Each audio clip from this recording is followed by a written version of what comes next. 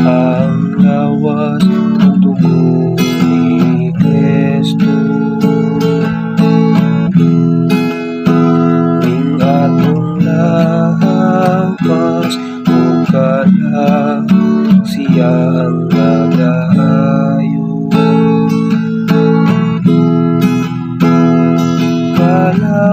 Kalawaton ta si Kristo, lagi sakit ug namatay sa krus. Kalawaton ta si Jesus, ang pagkabanhaw ang matulog.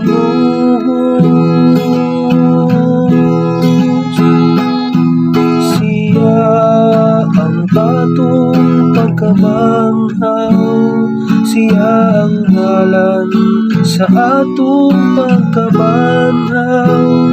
Siya ang langit ng kamaturan, ang kinabuhi natong tanan.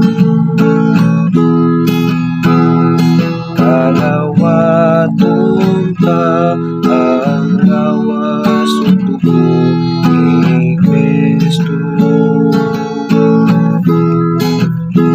Ning atong lawas ug kalag siya ang nagahayo.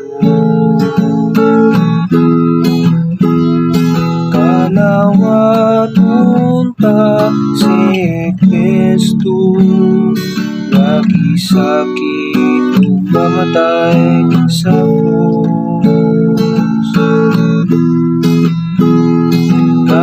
Kalawaton ta si Jesus, ang pagkabanhaw ang manunubos.